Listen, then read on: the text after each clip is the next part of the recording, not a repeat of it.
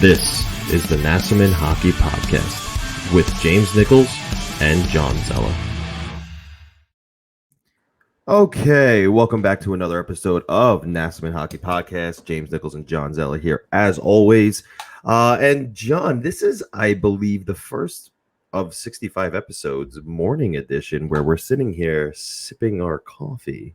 Yeah, I'm usually a different beverage. Yeah. In the show, I can't crack a hot coffee.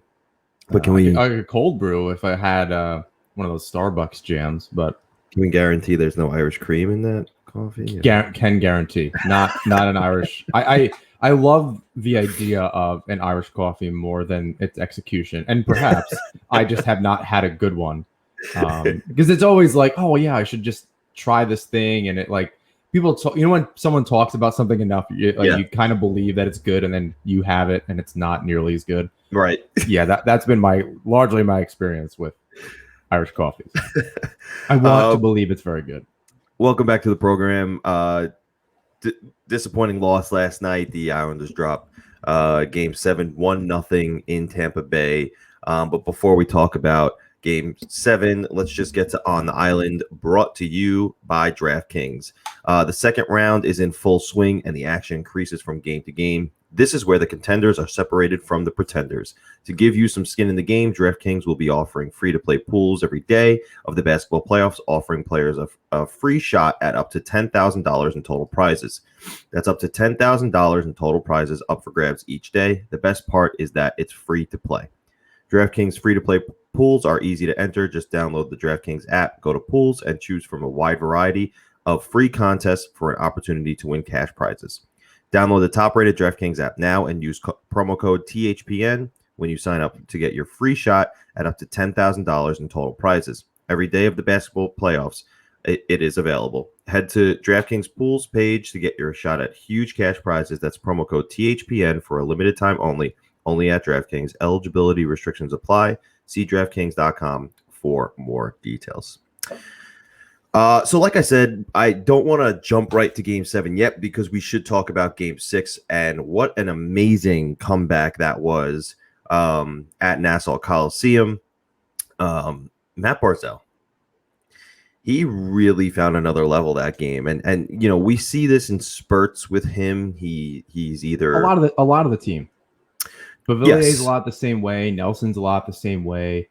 I have a comment for later in the show. Sure. Maybe that sums up some of this, but yes, it's a bunch of this of the forward group. Eberle, it comes and goes, and it's definitely an issue. That consistency we've talked about as an Islander group, like fan base, for like a decade. Yeah. So Barzal takes over in that game. He really showed why he's the number one center of this team, why he is a superstar. Maybe there's still more room for him to grow there. I think there is. We can see it on a more consistent basis where he does it on a nightly basis at least. But it was a sight to see with how Barzal played that game, assisting on the 2 regulation goals. And then let's talk about that overtime goal. Bavillier forces a turnover, and picks top shelf glove side on Andre Vasilevsky. That celebration, do you think that was more, we win the game, I just won the game? Or do you think that was more, I got the monkey off my back? A little bit of both. And I thought you were going to talk about the fans for a second, which I also think we should. We will talk about the fans discuss. Because it's interesting, right? There were so many levels to that goal. It was monkey off the back. It was, we just won the game. Game 6, go, to force a Game 7. The fans, was it all 3 maybe? I think so. The hope of keeping the Coliseum open, for 2 more games was there. Bavillier getting that monkey off his back. I'll say this, and I wrote a piece, and it was published on Friday. It discussed a great many things kind of leading up to that game, and including Game 7 partially. But one of those things, and I'm kind of losing my train of thought as I went through the the thought of that article. So I'll defer back to you. If I come back to it, I'll No, let you know. that's totally fine. The fan reaction was a story amongst everyone. Media, fans of other teams. The place popped. It literally popped. I was just, I don't know, my jaw dropped when I saw how everybody was reacting to that goal. The beer cans getting thrown on the ice. I think a shoe made it out there. And it wasn't just beer cans. There were other things being thrown out there as well. It was funny. As soon as I saw it, I put a poll up out there. I said, beer cans, love it or hate it? And majority hated it. I think it was like a 60-40 split, maybe 65-35. A lot of comments on, that was stupid. It could have, hurt somebody, yada, yada. And then, I saw other comments such as Sportsnet Justin Bourne, and he said, listen, let them have this. This was something. This was some kind of moment. And everybody was excited for the possibility that this was the last time they're ever going to play in that building. And, we've been here before, right? Oh, this is the last game at the Coliseum. No, this is really the last game at the Coliseum. So, or it could have been at that time. I tend to agree with Borny here. I think that, was it dangerous? Yeah, you could say it's dangerous. You could say anything is dangerous, though. Last night after Game 7, Tampa threw all their noisemakers, which is, something in its own to say about their fans, but they had noisemakers and they threw them out on the ice, and you could say that's dangerous too. But no one got throwing hurt. things on the ice is probably not the best idea, right? But I didn't want to. I thought about this because I knew we were going to talk about it, and seeing the comments on Twitter and bartending, and there's a lot of hockey fans that come into the brewery, and they always see my Islander hat, so they bust my chops because in Syracuse everyone's a Tampa fan because the Crunch are the affiliate of Tampa, so everyone just pretty much piles on when I'm there. Right. So they were all kind of busting my chops earlier this week about the Islander fans, and it was disgusting and this and that. I wanted to come up with a good excuse. Like I really wanted to be like, just let them have it, right? Yeah. There was Ian something at Sportsnet actually published something this week that talked about it. It was about, it was in jubilation and all of this, Bonk's mullet, and we had retweeted it from the NHP account. That's a term of endearment on Long Island, is throwing a beer at somebody, which I thought was it's just fun. Although I haven't seen it, so maybe no one's loved me enough to throw a beer at me on Long Island. But maybe don't do Next that. time I anyway. see you, I'll make sure to throw a beer at you. Yeah, I'll be bringing extra clothes, I guess. But I don't think it was the smartest thing, just from an optics perspective. Like any marketing, not that this is marketing, but it's marketing the fan base to other fan bases, and right. Media run the league. If you have to explain it, it's not good marketing. The fact that you have to sit and be like, okay, let me explain what this means, what this could have been, it takes too long to do that. So all you see, especially in live time, right? So the three broadcasters on that NBC broadcast are the first ones, and they just set the tone. Yeah. I don't blame them for being surprised. Right. Eddie Olczyk was just beside himself, just incredulous to the whole thing that was happening. And I don't blame him. It was a little crazy. Yeah. I give him all the credit in the world for that. You're being there, you're just kind of reacting to it. It is nuts. Having been there 6 years ago for the other last game of the Coliseum, Game 6 playoff match, that didn't happen. Right. It was, now granted, it wasn't an overtime goal. It was 3-1 with an empty net. There were a few missing seats from what I remember. I'll say that. Not the best look, but it wasn't on a broadcast. And outside of anyone listening to this and whoever was there, I may be reminding some people that were there that had occurred. Right now, somebody's listening to this in said seat. Oh, 100%. 100. I hope so. If you do, we don't send a picture. Don't identify yourself for your own for your own good. For your own good. But what I'll say is that didn't happen then. Right. Not that a precedent would be a good thing. I would not encourage the first win at UBS, if it's an overtime win, for everyone to throw things onto the ice. I would encourage you not to do that. Right. Like I said, I'm trying to think of a reason. It's silly. I don't know why you'd do that. It's not like it was hats, or obviously it wasn't a hat trick, but you didn't throw like the rally towels. Not that it would go very far, but something. Throwing the beer seems strange. Having said that, I just think players seem to kind of enjoy it. They didn't love it, but they're like rowdy Long Island fans. Right. What are you gonna do? And they kind of just like laughed it off a little bit. Right. So you have the comment from Barzell, who he says Barzell and Beauvillier. Were there two different ones? We'll talk about the Beauvillier one next. But Barzell says, I'd never seen anything like that. That was crazy. Little dangerous, but that's the Islander fan base. They want to party. Up. They're hockey players. Right. They just want to, I think they understood it. Right. And when he that's said the that, relationship between that fan. I say that fan base, removing myself somewhat. The fan base, and the Islanders.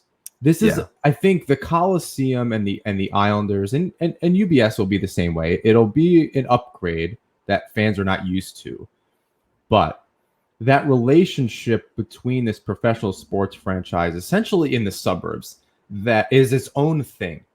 Long Island isn't New York City. It's not, almost really not even New York, right? It's a flavor, but it's different. Agreed. And it's a lot like the teams that used to be here in Syracuse, where it was very like community based. The owners were from here. People had stock in the team. The community owned the team. It was very like in the roots of this. And that's a lot like the Islanders, especially leading up to and during those dynasty years. And I wrote an article about how they had the softball team that you could see these guys out in the community in the summer. And that connection has just stayed. Yeah. So that relationship is very different. And the longer players are there, Barzell and all these guys, they understand that. Oh yeah. They get to know this fan base very well. I know they're going through Twitter on their burner accounts. They're looking. They're obviously on Instagram. They see messages from crazy fans. They see all the things that are going on.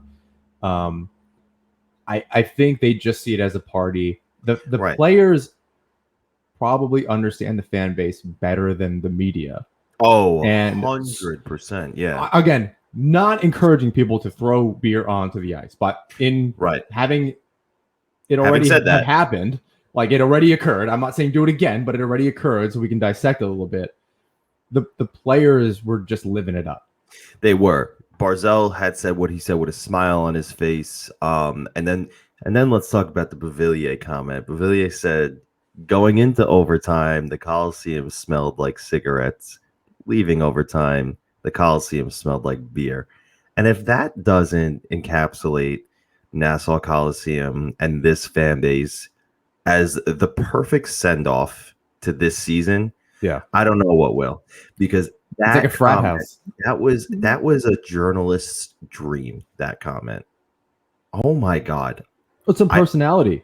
And on a Lou run team that I feel like, not that I think he's got his thumb on every single little word that they're going to say to the media, but they're all usually pretty tight-lipped as players anyway, like across the league.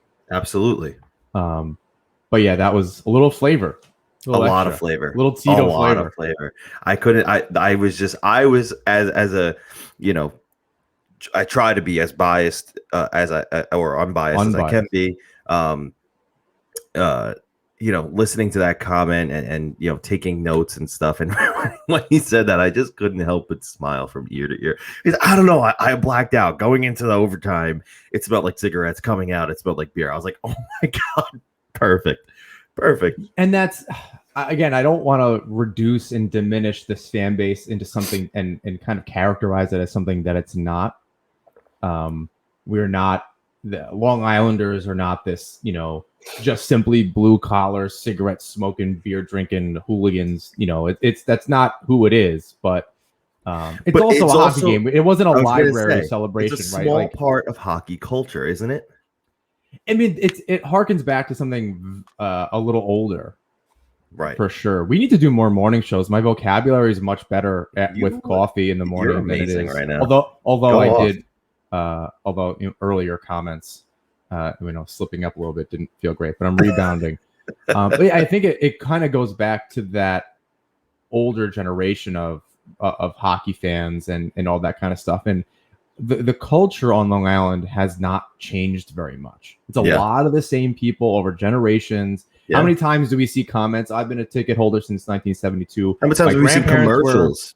How many commercials have we seen like that on MSG with all these long-time season ticket holders? Yeah, and not to say that other teams don't have this. It's they are very real fans.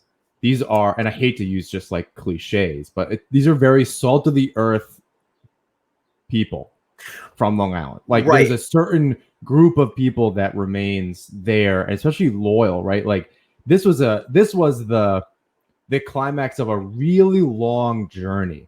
And I've said this Right. before on the show about I'll be sad when the Coliseum goes, but I'm also very split on that. I'm happy that saga is just behind this team.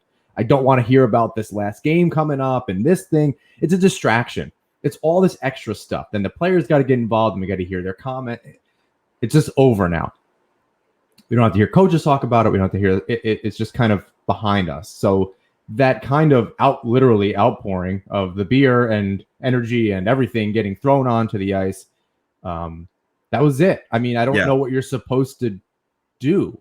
Right. Especially in a moment like that in the win, one of the future members of this team, we're obviously future episodes, we'll talk about Bavillier's RFA situation and his contract, but he's going to continue to be a future member of this team. I have a feeling. It was a lot of pent up stuff. Yep. It's emotional. A lot of us have been going there for decades. I'm old enough now I can say that I've been going there for a certain amount of time, and it's a very long time. Hurry up. Get past this part. Hurry up. and it hurt my feelings. I don't want to admit how old I am, man. Right. Yeah, we don't want to do that. But it hurt my feelings to not be able to kind of, I have to remember, I think the last game I was there was against the Ducks in like January, nothing game. But I'll always remember that. That was a moment, right? And I have pictures and other things from over the years. But yeah, I think it just kind of reached a point. And was it not the smartest thing? Yes. Can I think of another way? No. I don't know that I would have joined in it. I would have probably just absorbed it. I'm a very third party to a lot of things to get perspective. But let's quickly and then we gotta talk about actual hockey games, right? Let's just talk about the scene in Montreal. Did you see it? What can we talk about? Just Canada reacting to things both positively and negative with hockey between Vancouver burning it down and then that's what happened in Montreal. A win, right? But they won and they burned it down, and Vancouver they lost. So now, I mean, don't do that. Let's start there. Find something much closer to the middle. So if you didn't see what happened in Montreal, first of all, only 3,500 fans are allowed in their arena. They weren't allowed to leave because it was quote unquote too dangerous outside to leave. You had, listen, outside of the arena, they stuffed together as many fans as they could, which I don't understand why. If they were going to do that, they just couldn't be in the arena, but that's another conversation. There had to be an upwards of 15,000 fans outside, just literally rioting after they won Game 6 against the Vegas Golden Knights, literally flipping cars, jumping on things, throwing beer bottles, and listen, we threw beer cans. They're throwing glass beer bottles, shattering them, and going nuts. That the police in Montreal tweeted out, "Stay away from this area. It is dangerous." Everybody inside of the Bell Center not allowed to leave. It's too dangerous. I think they were in there for an extra hour and a half because they couldn't leave the arena. I think it's important to say, don't do either of these things. Don't throw things on the ice. Don't flip cop cars and other things. Following after a win or a loss, or if there was a tie, whatever is happening in the game, don't. There's no reason for that. It's hockey. Like you're like making it a scene and a mockery of the whole thing. Hockey's already, the stepchild of professional sports. Please don't draw negative attention to this thing. We have enough of that as it is internally. We don't need this too. Please stop that shit. So I guess, in comparison, ours was a much more, and I say ours as if I'm the Islander fan base reaction was a much more tame response than the Montreal Canadiens. And I think at this point, nobody's really thinking about it too much anymore. I know we're talking about it now, but nobody's thinking about that anymore. I think, luckily the news cycle moved so quickly that was quickly just not something that needed to be discussed anymore. I don't know I don't know the Montreal fan base, but it's a bigger city. That connection with a team might be very different. And I don't know that would ever happen on Long Island. And I don't want to eat crow on this in the future. So Islander fans, please do not do something just egregiously stupid. I just don't see that even something bad. They lost in the cup finals. That community is so, and we've witnessed this firsthand, right? Starting the show and meeting all these people and the outpouring and just connection with fellow Islander fans. I don't really see that happening. Yeah. With Islander fans, I think after a game, if they had lost in whatever game, they got swept in the Stanley Cup final, and that was the last game at the Coliseum, I feel like there would just be this mourning moment in the parking lot after the game. I feel like people would just hang around and tell stories, and I'm sure someone would do something stupid. We did see that a little bit with the Tavares return. Yeah. There were things thrown on the ice. I didn't love that then. They were burning jerseys in the parking lot. I didn't love that either. Right. I'm happy that that's as far as it went, and that was as bad as it got. I want to believe in my fellow Islander fans that that's as far as it would ever go. So yeah, Montreal, that's I think a different animal as far as a fan base, and maybe just Canadians zooming out a little bit. Canadians with, not the E, the team, the A, and Canadians in general, their association and relationship with hockey is just going to be different than those of us in the United States. So yeah, craziness either way. But in my opinion, a proper send-off of the Coliseum. Good luck to the Canadians and the Lightning in the final. That being said, let's talk about how the Lightning got there. Game 7, back in Tampa Bay. Like we said earlier, the Lightning handed out noisemakers. That was, I just want to start with that real quick because I didn't see the Islanders organization handing out noisemakers. Do you think they needed them? Probably not. No, probably not. They did it. And I think this preceded probably the relationship with the Tampa Bay Lightning. But the Crunch at some point handed out cowbells. And it might be the most irritating thing in the whole world because everybody brings them to every single game. And the War Memorial, I guess it's appropriate for Syracuse, though. Maybe a former dairy capital of the state. Either way, the War Memorial is a lot like the Coliseum. It's like if it was just the lower bowl of the Coliseum. It's a very old arena. Low ceilings. So when you get 6,000 fans in there, it kind of sounds like I like going to games. There's not a bad sideline. It's also they filmed part of Slapshot there, so it's I like that. Either way, yeah, they handed out these things, and so it just gets like deafeningly loud in there when everyone's in like a playoff game and everyone has these stupid cowbells and all of that. So no, I don't think other fans need them. Yeah, definitely not. But Game 7, Semyon Varlamov, man, he really was the backbone of this team, not only this game, but all season long. Some early struggles in the playoffs, but he figured it out. That's nothing to say negative about Sorokin No, either. I no, think he nothing to say did, negative about. he obviously Yeah, did a good job. it's interesting. I had a conversation with a buddy of mine who's a Ranger fan, and he said, are you a little disappointed that Trotz didn't deploy Sorokin more? He didn't really understand it because he's so high on Shesterkin, and he loves how much time he got in net. Beat out Georgiev for the net. I guess 1A share of that situation. And he felt, Sorokin might have or should have been in that same position. And I said it's different. Also in the playoffs.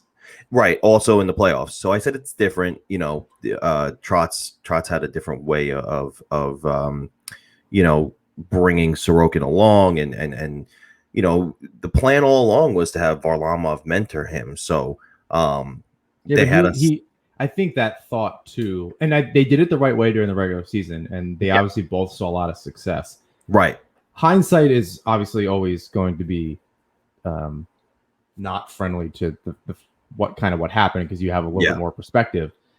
I wonder what would have happened if they kind of went back and forth a little bit, and because you saw the same result essentially where Vegas loses as well, and they went back and forth.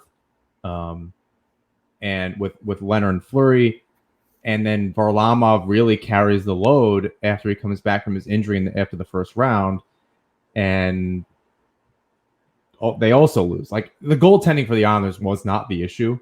Obviously, 1-0. We'll talk about the goal too against, but that was not the problem. I wonder. There weren't too many soft throughout the series. I didn't see a lot from Varlamov, other than like the 8-0 game. I really didn't see a whole lot from him that was like he wants that one back. No, I don't think the Marchand goal necessarily was like a Fleury-esque lapse in judgment, and you got to be ready in overtime. We talked about this on the earlier show, like that Marchand goal. That's where those goals are scored. That's how those goals are scored. You have to be ready for that. I'm not a professional hockey player, and I could have saw that coming a mile away. Pajot's got to be harder on him. But even that aside, like, I don't think that he was. The reason for that was not because he was tired and should not have been playing or had a day off or whatever. Yeah. So the way I see it, early struggles, right? In round one, Sorokin takes over. In a way, yeah. Do you want to see that happen? No. But in a way, is it good that didn't happen? Yeah. Sorokin got some serious experience in the playoffs. Absolutely. And he looked like he's been there before, because let's face it, he has been there before, albeit with the KHL, but he's not afraid of the big moment, and it's good to see. What's even better to see is that Varlamov has the ability to rebound. And maybe it took a couple of games. He didn't have a great game 2, and then game 3 was a little worse, and that's why Sorokin came in. But for the rest of the playoffs, Trotz said, it's your net. And he took advantage, and he showed up, and he was outstanding. More of what he was in the regular season. And in game 7, only gave up 1 goal, albeit a shorthanded goal. We'll talk about that goal. Not his fault at all, in my opinion, but he was fantastic.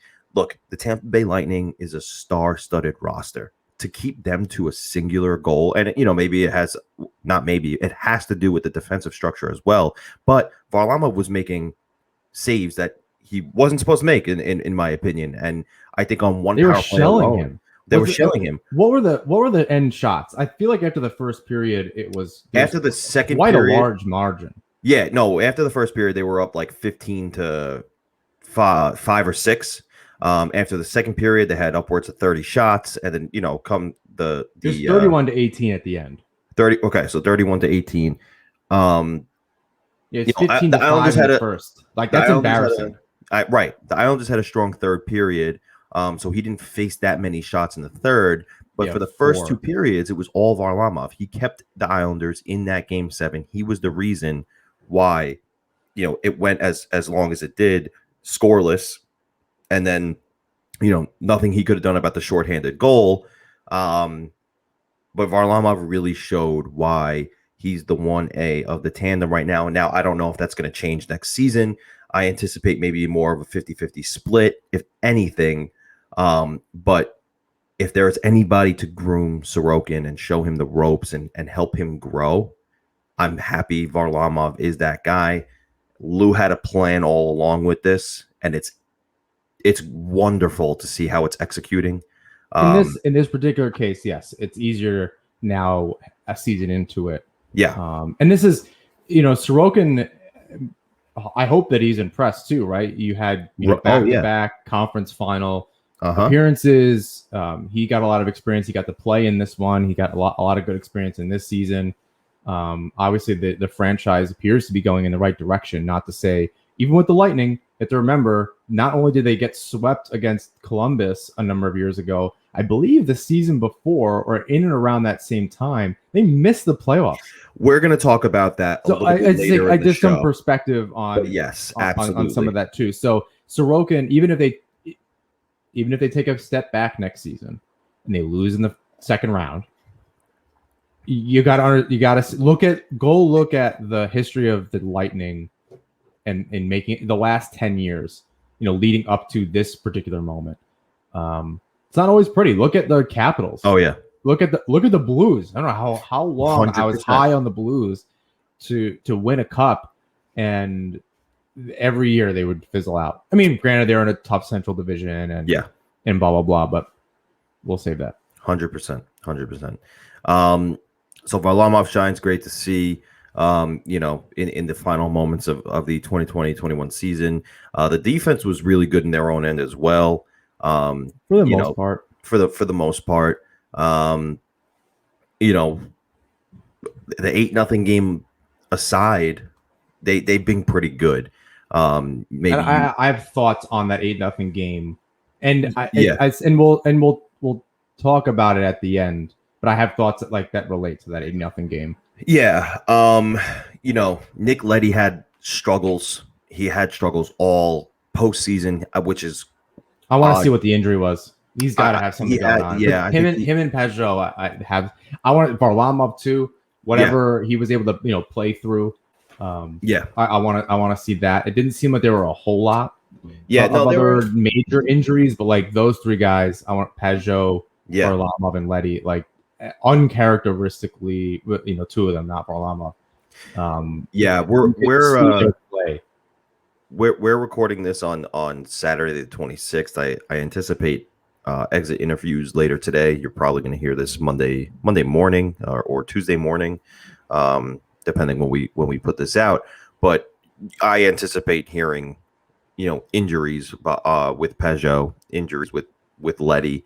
I'm going to keep an eye on the feed just in case anything pops up. Probably a couple others, honestly, that we didn't know about. But all I needed to see was that turnover by Pajot in the Islanders' end to be like, okay, it was a question in my mind all along. He might be injured. He doesn't look like himself. His minutes are diminished.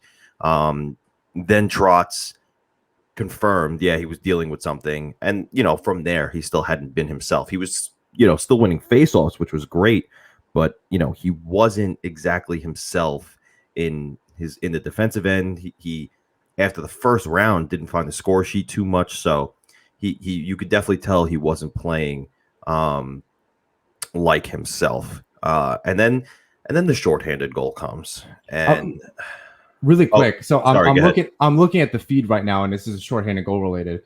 A lot of people are tweeting out a photo counting the players on the ice for the shorthanded goal, and there are 5, and it is clearly 5. Not he was near the bench. It was very clearly 5 people.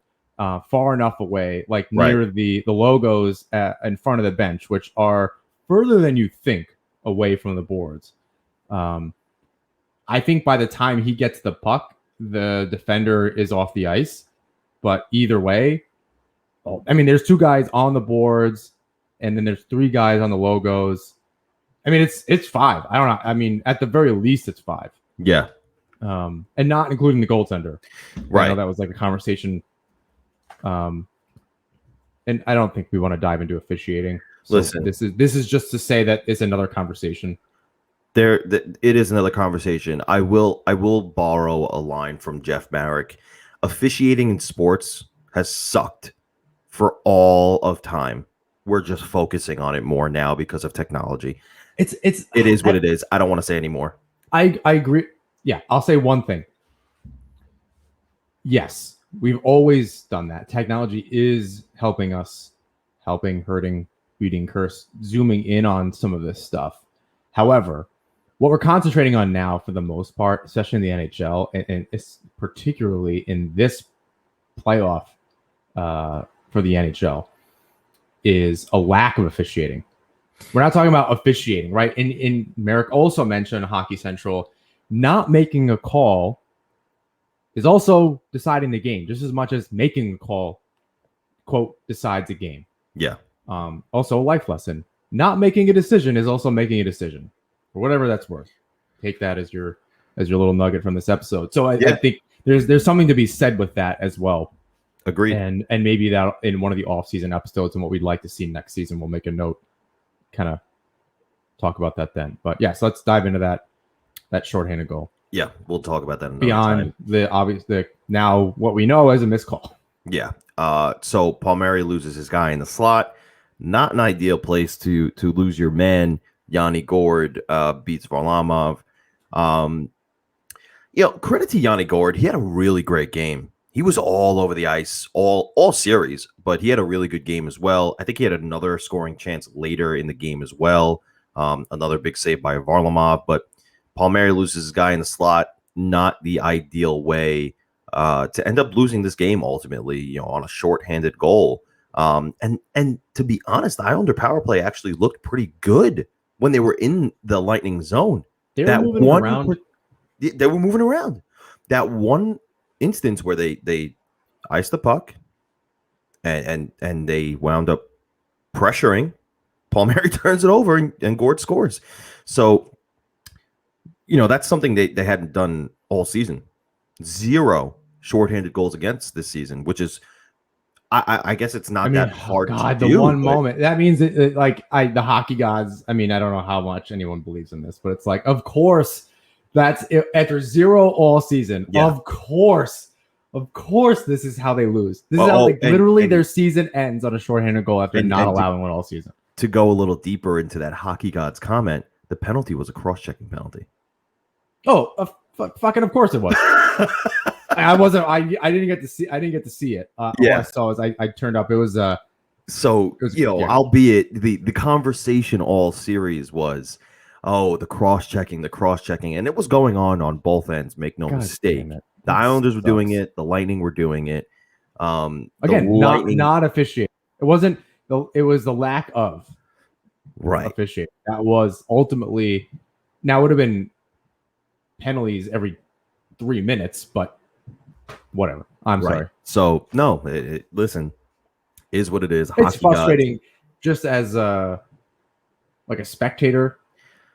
I want the playoffs to be a little more raw. I get that, but there was just no line drawn. Guys, the Barzell thing was I don't know why it took all the way to that to finally get a call. And again, as a hockey fan, forget about I don't want to see Barzell get tossed in a game, but and fine.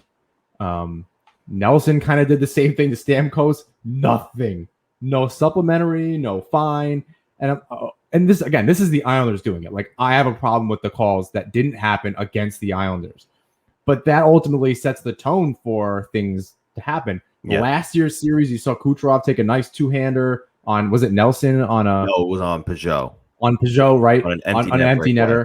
I have a problem with both the league and the safety aspect of things, and then players to each other, because we keep seeing I never want to hurt anybody, and then somebody just taking a two-hander. Yep. Or some of these guys, even our fourth line, I don't think there's any reason. I think we talked about it earlier this week. I can't remember. I don't know why you're hitting these guys 2 and 3 seconds after they get you're gonna hurt them. That's the idea, right? I don't know. It's very confusing. I don't understand the NHL, from the players to management to league executives. Like, who cares about each other? I don't understand. Yeah, tough to see the way that was that all played out, but ultimately, the Islanders end up giving up a shorthanded goal on a cross check, and it's to the referee's discretion on what's violent enough of a cross check to be penalized. And it's not an injury-based thing either, right? Like, the Stamkos cross-check on Nelson is just as bad as Nelson's cross-check on Kucherov. I don't give a shit who actually got hurt and there was an injury from it. That has nothing to do whether or not it's a call. Right. That is not the baseline. Both of those are penalties. End of the period. Done. Now, for the first time, there was consistency. It wasn't the consistency we want to see, but at least it was kind of across the board pretty much the same. Yeah. I don't know if I can give him credit for that necessarily. I guess we're talking about this now, but we'll talk about it another time. Yeah, we'll dive into it. But ultimately, the shorthand goal wasn't ideal. Not a Barry Trotz New York Islanders hockey play. That's a Palmieri newish kind of whatever to the team. It's a power play. You let your guard down defensively a little bit. But a Tampa team that is they're just as deep as the Islanders. They have third and fourth liners and penalty killers. Yep. They have a bunch of little cases Cizikas is running around the same way. True. That's abundantly true. So that's going to happen. Goudreau, man. I mean, he was a factor in why they lost Game 6, but he was a factor in why they won Game 7. He is very good. He's a little, they have a bunch of Beauvillier, Cizikas type players on that team and Pajot and Palmieri, which I think speaks well to how the Islanders are positioned for the most part, where that middle six is in really good shape. Right? Yeah. So it speaks well to that, like, you got beat at your own game. Okay, that's at least good, right? Like, you played a game and so did they, and they just did it better than you. That was for years against Boston, right? Like, they were just a better version of the Islanders for a long time. Tampa Bay, that is the same way the Capitals had to get over the Penguins to finally win a cup. And that's the first and second round series. They just like ran up against these same teams over and over and over. Yeah. Tampa is going to be the Islanders' kryptonite. They have to figure out. It's very clear they could beat every other team in the Metro. They've done it the last 2 years. Philly, the Capitals, the Penguins multiple times. But now the Bruins, although Bruins aren't in the division next year, but by the second round, the Rangers seeded, whatever. Well, I mean, in the playoffs, like in the last 2 years, they've beaten 4 of their divisional opponents, whether that's continues. Yeah. I do anticipate the Rangers being there next year, though. But that's a conversation for another time. I think they can definitely turn around. They have a good team. Depends on what happens in the offseason, yada yada. But I guess, like I was saying, I think it bodes well for the Islanders that they found ways to win against other teams in their division, and now they just have this juggernaut in a Tampa team, right, to get over the hump. And I think that's a better position than people would have expected by this point. I know we're going to talk about successes and failures later or whatever. So yeah, I think the fact that they lost on a goal that you would expect the Islanders to score, that wasn't unlike the Beauvillier overtime goal in Game 6. Yes. If it wasn't the same exact spot, it was awfully close. It's very true. Something to learn from. That's a small tweak, right? That game goes 0-0 in overtime and takes on a different life. Or even after that goal takes on a different life. If Palmieri simply squared to the player and looked over his shoulder for a half a second. Half a second. Yep. That is literally a difference. I don't know that you go, the Islanders sucked that game. It was, were they playing on their heels a little bit? Of course. But that's going to happen. It is going to happen. And that's a good segue into the offense. And, it didn't show up clearly. They put up a goose egg. Bagel. But, Blue Line Deli bagel. But you also have to credit Tampa for playing a very strong game. Their defense was more active than I've ever seen in all series this game.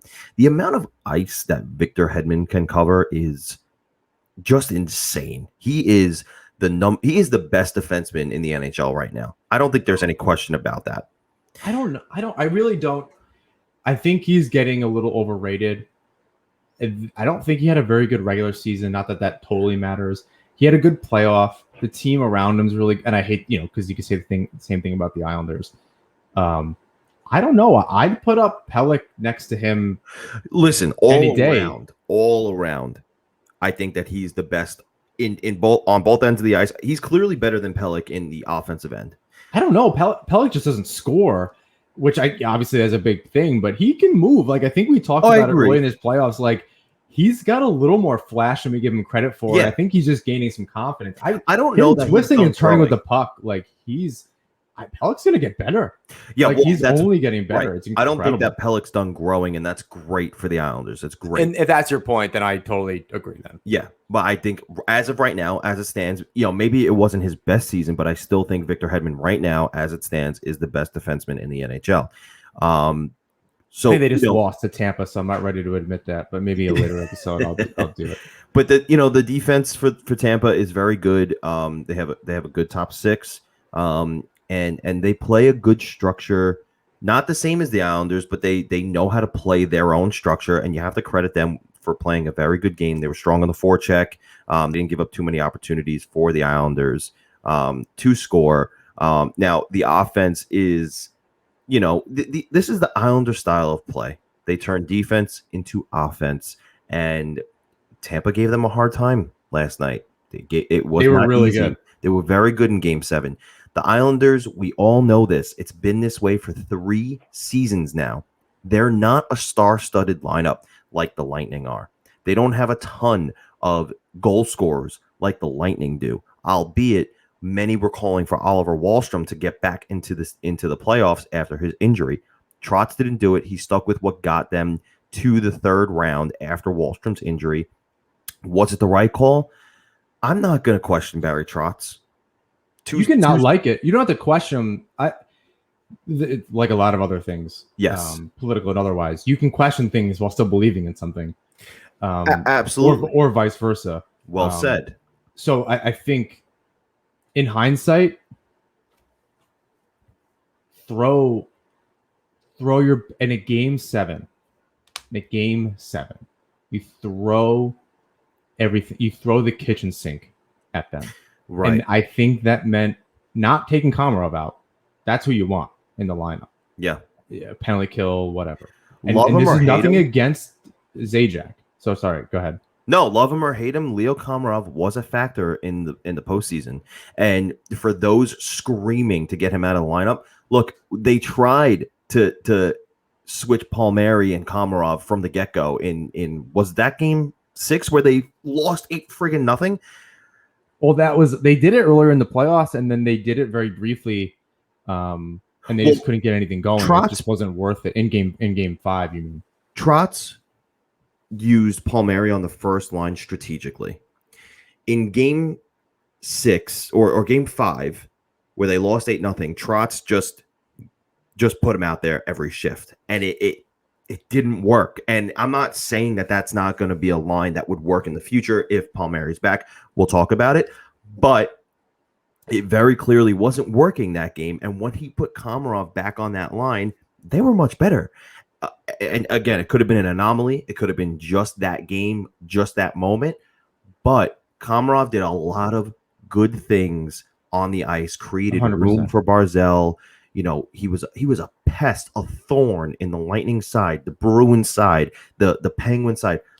You don't love him on the first line because he doesn't score, but he creates room and he does his job the right way, what he's supposed to do, what Trotz expects of him every shift.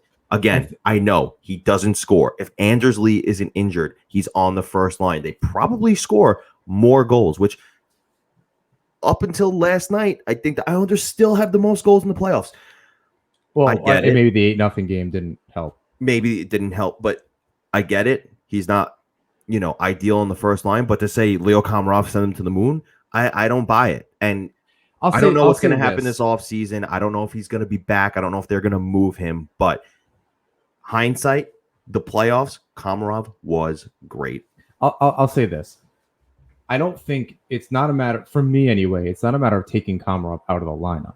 I think it's adding a scorer into the lineup in Wahlstrom and taking Zajac out and having that option of being able to take either Wahlstrom or Palmieri off of that third line and putting them on the first line without really losing that oomph.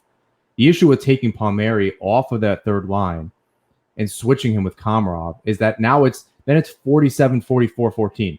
And that's a terrible line. An injured 44. An injured. So you got zilch on that third line. At least if Wahlstrom is in the lineup and you move one of them up to the first line, you still got either Palmieri and Peugeot or Wahlstrom and Peugeot, and 44 rather, and 26. I know I'm switching between names and numbers. Those two guys play really well together. Maybe better than Palmieri and Peugeot did. I think Wahlstrom and Peugeot played better. Yeah, they played really well together. And I think with Zajac, that's a decent, if you're going to take Komarov completely out of the equation. But even so, the issue, partly why I think that didn't stick, was because the third line was just not good. It was also the first line wasn't good, but you can't have both be bad. Right. And that was my issue, is in this particular game, you take a little experience out of the window from the player's side and take some of your own experience. What's something you wish you had in the past, like a little oomph of scoring, and this was going to be a tight game. Yeah, it was going to be a tight game no matter what. You just needed that scoring, and again, even if it wasn't for every shift, even if it was Wahlstrom primarily playing on the third line with Palmieri and Peugeot, and Komarov staying on the first line in specific position in certain situations to take faceoffs or whatever, which he did a really good job of, and that's one of those kind of like not out of the box stats. Everyone knows faceoffs, but it's something you don't really think about as far as having an effect on the game all the time. So it would have been great if, again, Wahlstrom or Palmieri were able to kind of jump up throughout the series and add a little bit of punch, particularly in a game 7 that was going to be tight. Yeah.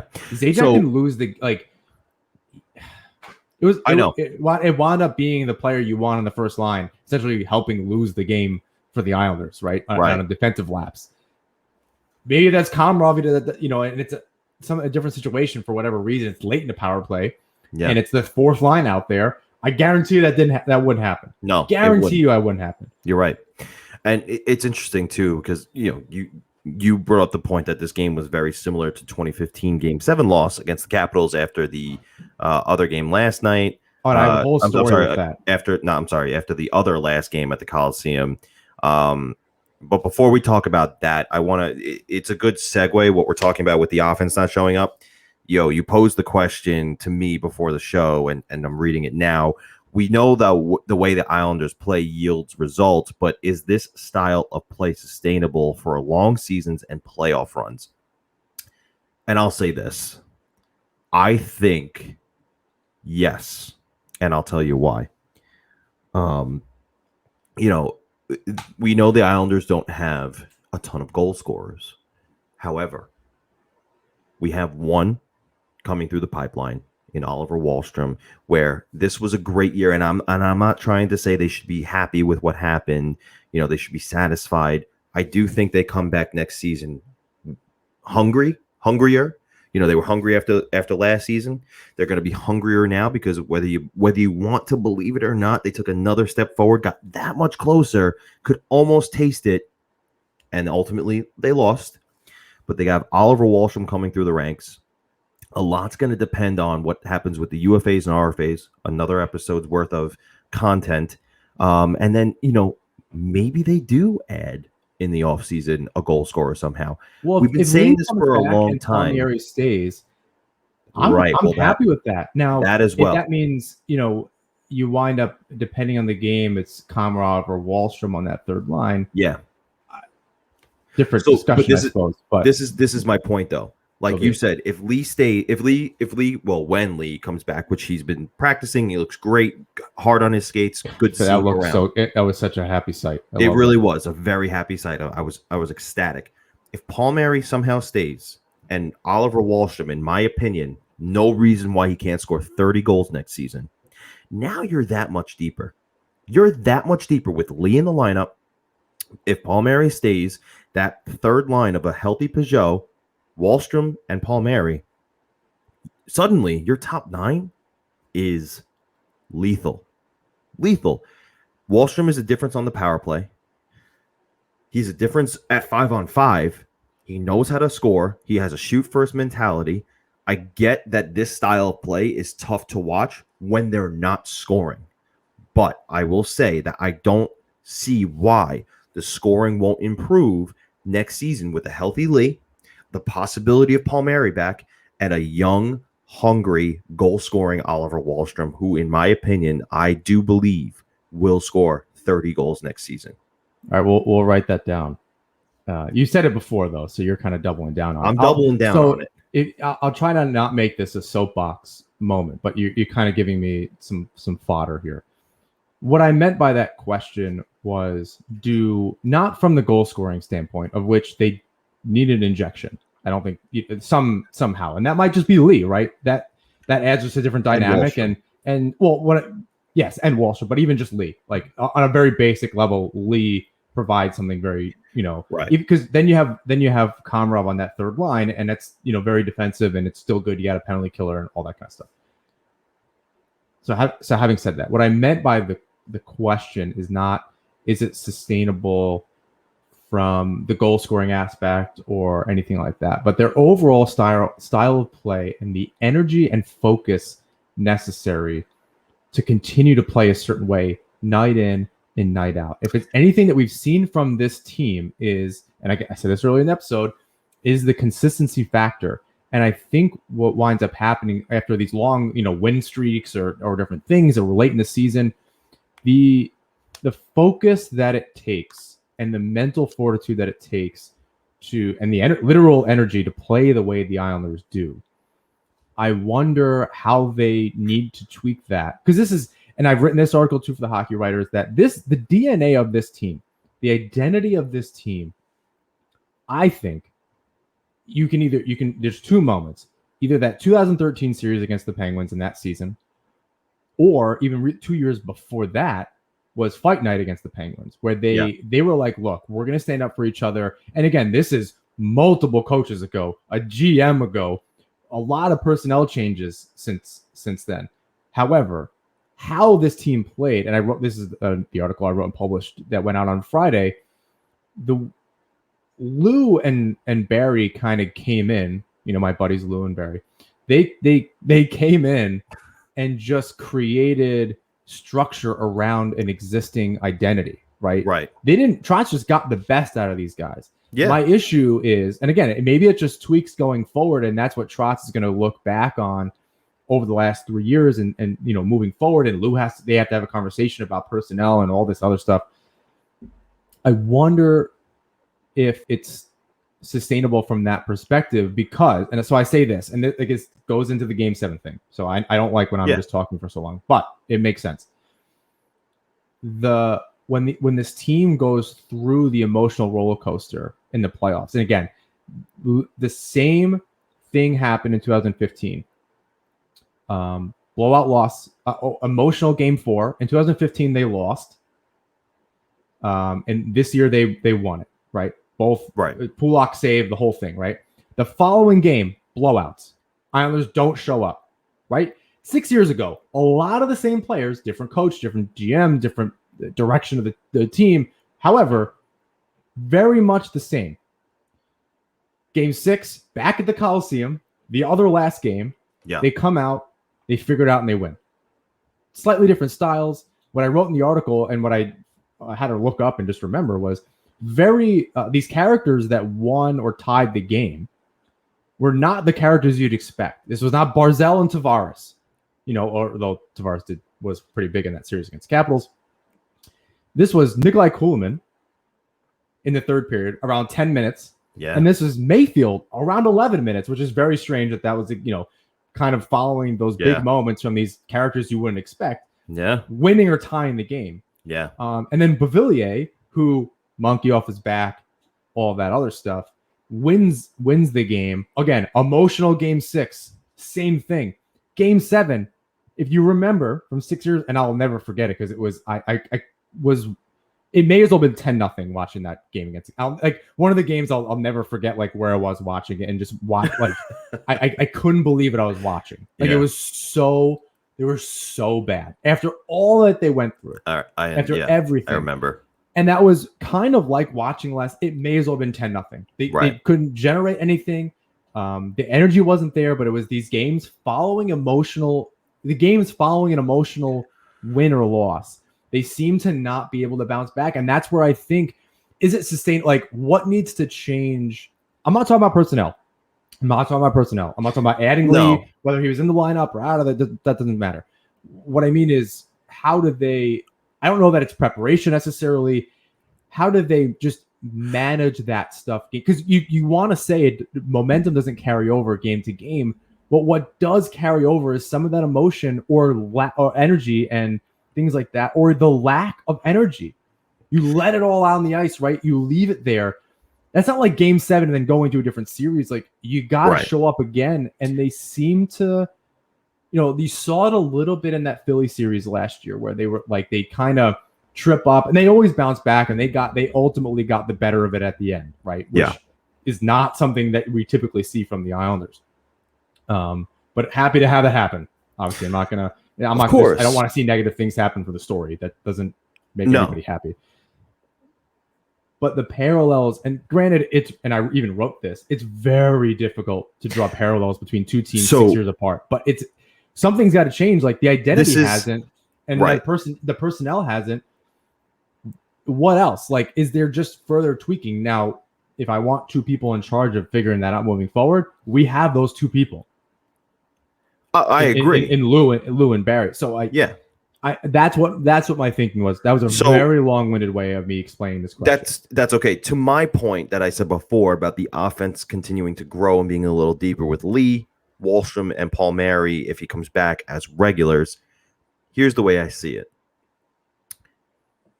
If that offense does come back for the following for next season, I truly believe that the first 3 seasons and look, this is what happens. Okay, it's gonna be you're gonna need to display patience to see the final result with this team.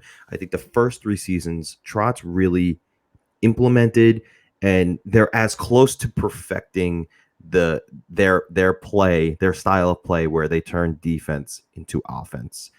And what's perfect about it right now, and nothing's ever perfect, but what's really good about it right now is that they're very good in their own end. They have great goaltending.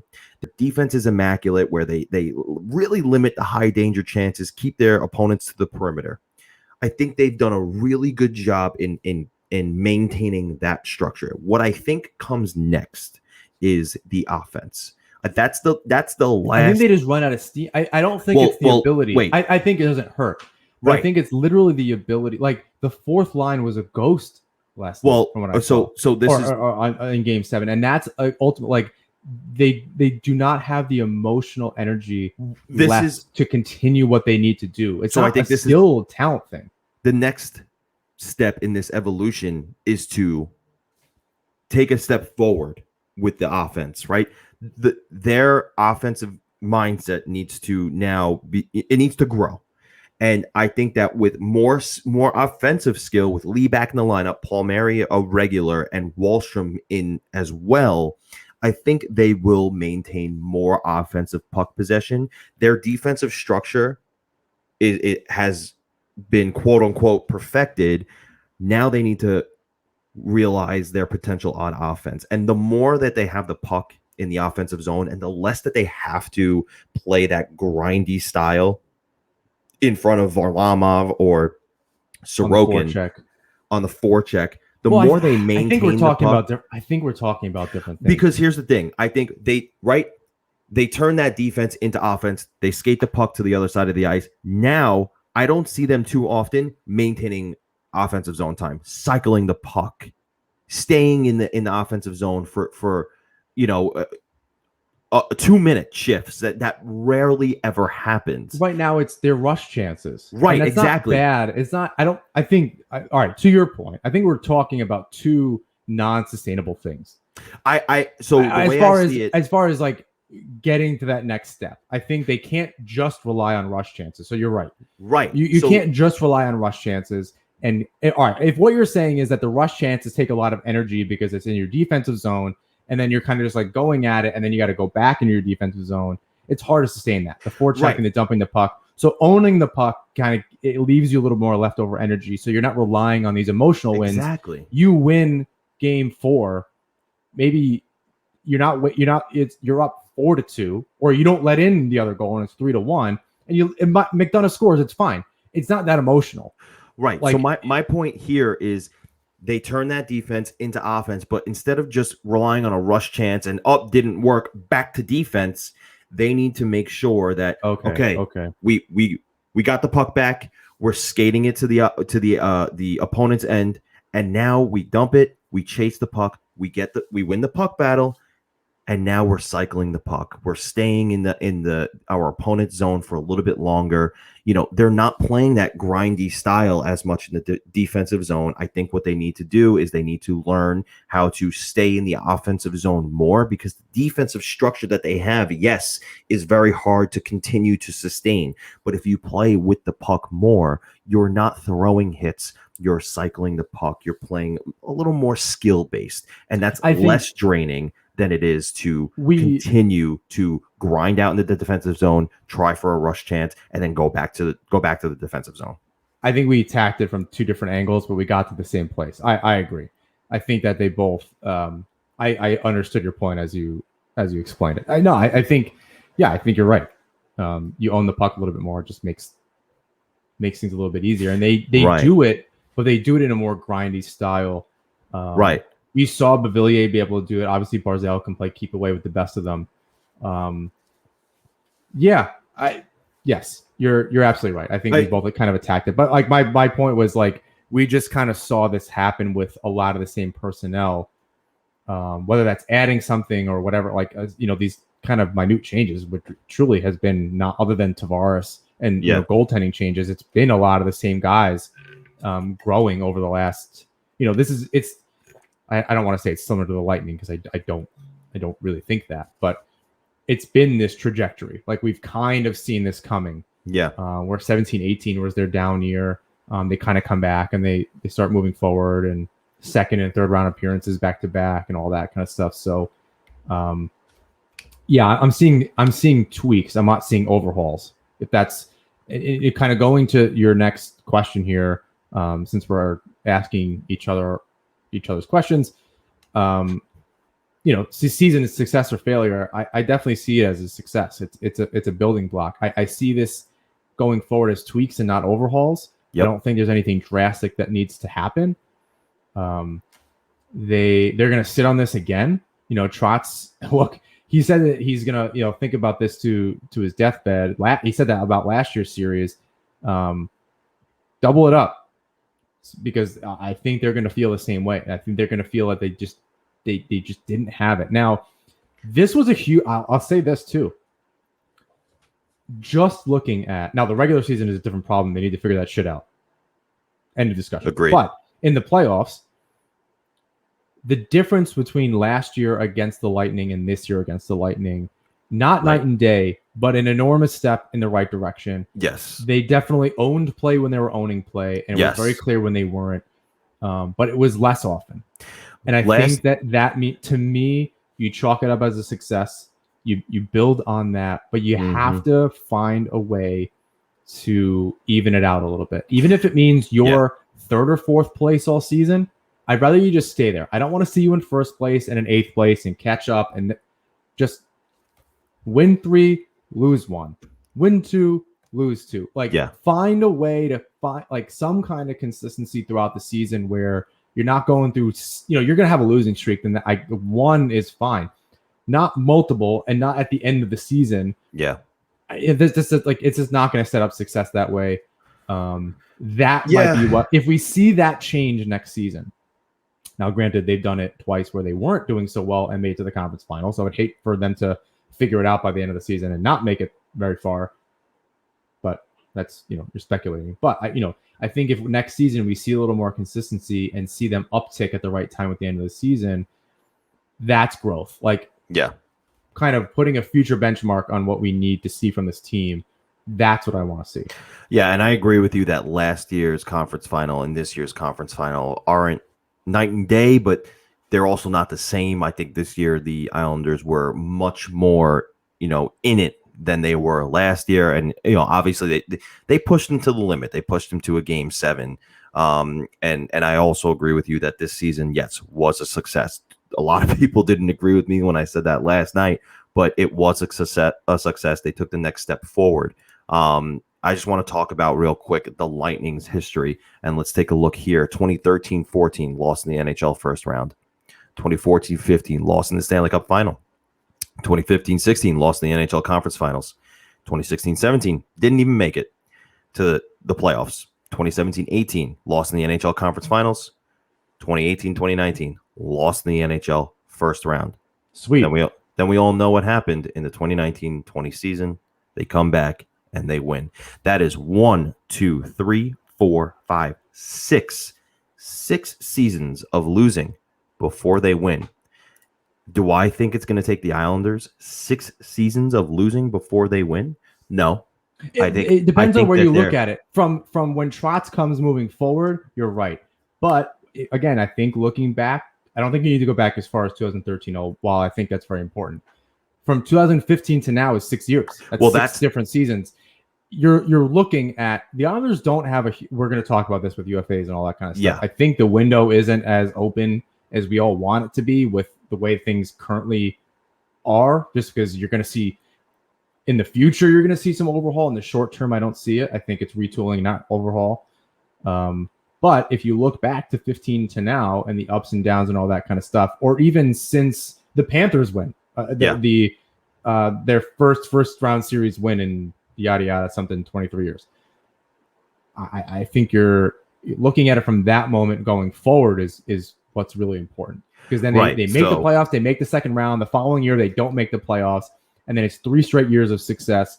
You might see an off year next year, and then they come back again after that. Like, I think there's enough there, right, to warrant what you're saying. So, in the John Cooper era for the Tampa Bay Lightning, it was 6 seasons of losing. They were in second place, 5th place, didn't make the playoffs, first place, lost all of those seasons. Then they come in second place in 2019-20, they win.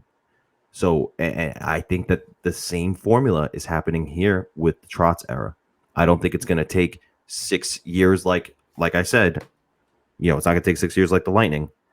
I think that they're following the same formula, though. You have to lose to learn how to win. And this is now... I don't love that saying, by the way, learning how to, I don't really know how I feel about it, but I understand. I'm quoting Trotz there. That's what Trotz said. I think it's important, and yes, I don't know. I wish there was just another way to say it, because I think the issue with the NHL is the parity, and every game is 51 to 49% who can win. And while that benefits the Islanders by and large, I feel diminishes what good teams are capable of doing and all of that. So and each season is its own vacuum. Each part of the season, each playoff run, each series is like its own little vacuum, and every team plays a little bit different, and also you have injuries, not whatever. So much of it is not that I don't know how much weight to put on it, frankly. I think it's important, and there's certainly some type of momentum-ish growth and all that, but I don't know. It kind of diminishes it to one thing instead of looking at it from all the angles. I agree. I'm not it's not, again, you're quoting. It's more about they gained a ton of experience last season. They gained even more just now. This is now 2 straight conference finals or semifinals appearances for the Islanders. They got that much closer this season. They're that much more battle tested, and I think that there's no reason why they can't be back here again next season in the 2021-22 season. The first year at Belmont could be just as special as the last season at Nassau Coliseum. We'll see. It could be like the true rebirth of the franchise. It really. This is one of those. This is going to be like one of the, like adding a huge superstar. Yeah. This is the sixth, seventh man, whatever Trotz calls the on their fan base. It could just be that next moment, that next thing that the team needs, in addition to some other on ice needs. It just could be one of those things where it's finally the distraction is gone, and maybe mentally it's just easier. Yeah. So 2020-21 NHL season, that's a wrap. Islanders lose in Game 7. End of season 2 of NHP. End of season 2 of NHP. Yeah, getting close. The season ultimately, John and I agree, is a success. Another stepping stone moving forward. Disappointing loss in Game 7 in Tampa Bay, but again, I don't think that the narrative that this team is old and their window is now is completely true. Yes, some of those things are true, but I think their window is a little longer than you realize, and I think next year there's no reason why they won't be back. So, final thoughts on the 2020-21 season? Any on the Islanders? Not right now. We'll get to the other stuff. I think there's some in between the year stuff that the Islanders, that's where the growth really, I think with the offense and that kind of stuff, but I think there's some between the year stuff that everyone needs to kind of sit on, and I think they should really be proud of themselves, honestly. They did, through a really mentally tough season, through all the COVID changes, all the stuff, condensed schedule that may as well have been 82 games. I'm actually kind of dreading 82 games of this next season. 56 was a lot in a condensed schedule. I don't know that I have it to go through 82. Tough. We will do it, but oh boy. That's going to feel like a dreadfully long season. So I feel like we, to this point, and without going into a bunch of other things we don't have time for, we will kind of hit pause and wrap it up. Yeah, within the coming episodes, we'll talk about UFAs, RFAs, Seattle expansion draft. All that stuff is coming up in the next couple weeks.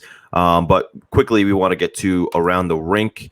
And John, there is a situation going on with the Chicago Blackhawks that I know you wanted to talk about a little bit. Why don't you run us through that? I do. And there's first I want to say, trigger warning to those. This is like about sexual assault. If you don't know much about the Blackhawks situation, I also want to say I'm not an expert on this. Things are evolving. I don't know all the details. But in short, there was an issue from 2010 where a Blackhawks video coach sexually assaulted players on the team. Nick Boynton, who was on that team, said the entire team knew about it. Brent Sopel came out, I believe one-time Islander, Brent Sopel. Yep. Said in a tweet earlier this week that the team execs should be in jail, that they knew about it. The team did an internal investigation, decided not to do anything about it, and essentially pretty much got this guy out of the door. He worked at a university, I think, somewhere in Florida for a very short while. Now that university is looking into things. Apparently, he's a registered sex offender in Michigan or something to that effect. And yeah, not a good look. And I'll say, I think this is where I really wanted to lead this. This is why, and if you haven't listened to or brother or sister or cousin show on the Hockey Podcast Network, We're All a Little Crazy, with friend of the show and I believe fellow Long Islander Eric Cousin, and Theo Fleury, and there's a third member of that show that is escaping me.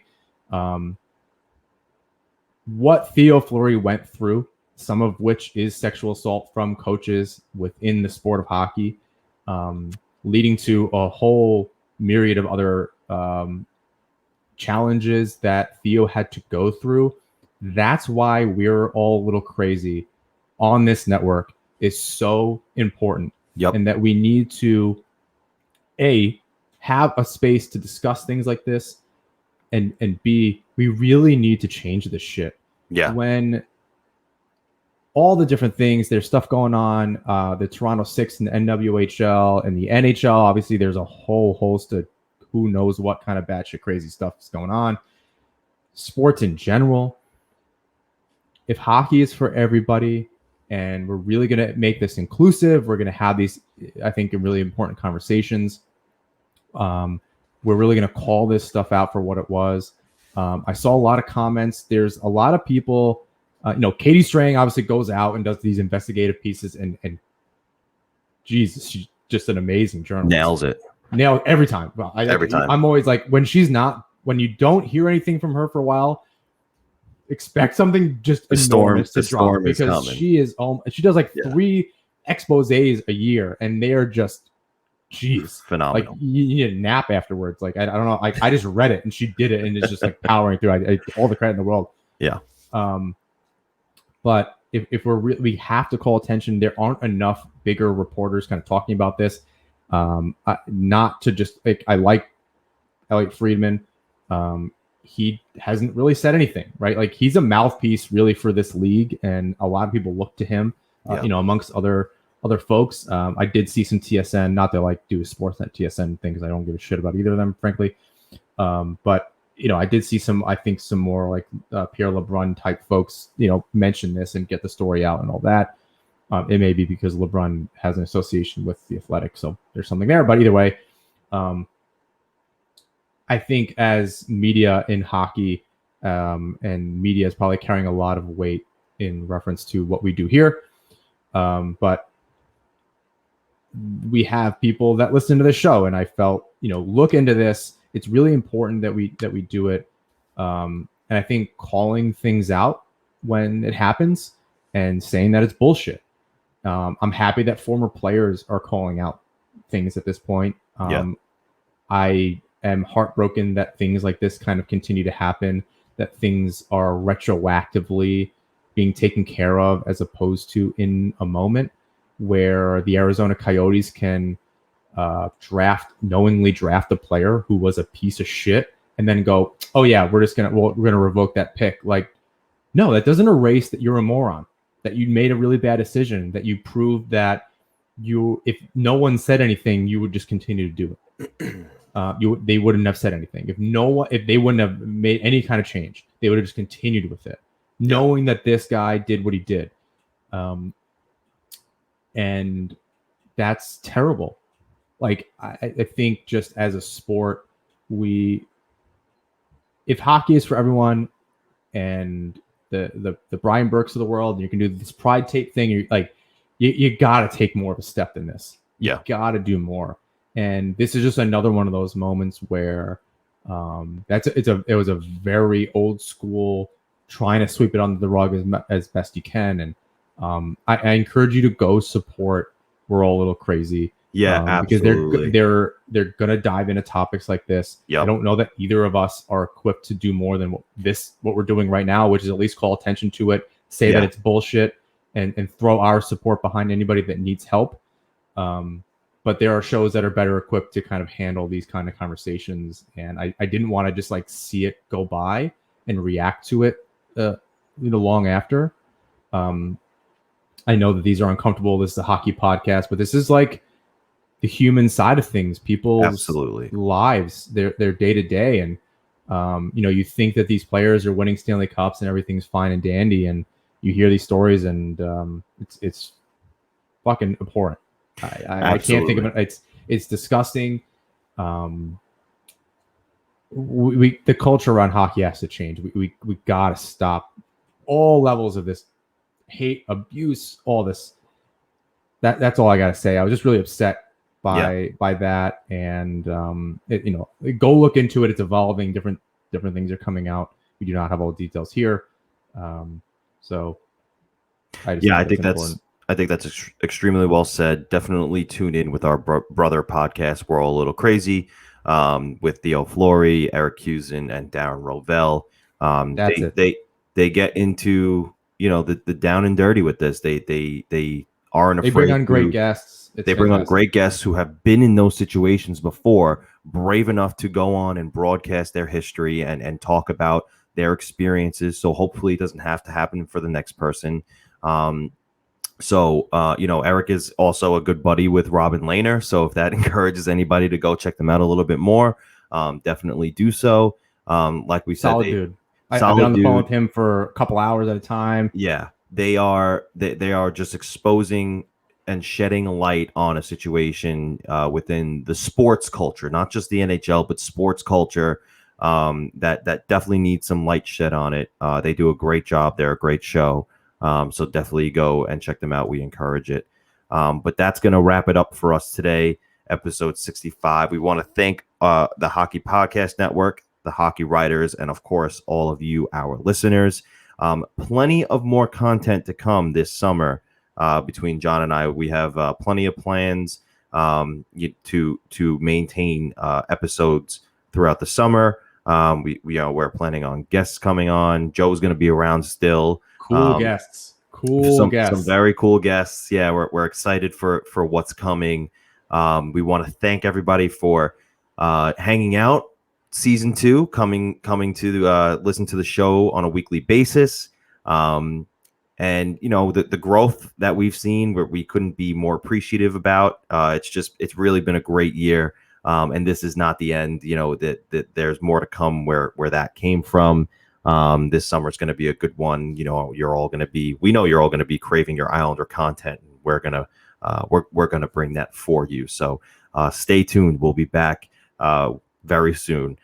Please rate, review, and subscribe wherever you listen to or watch the show. You can follow us on Twitter, Instagram, YouTube, and TikTok at Nassau Hockey, and find our work at the Hockey Writers. And until next season, everybody, let's go Islanders.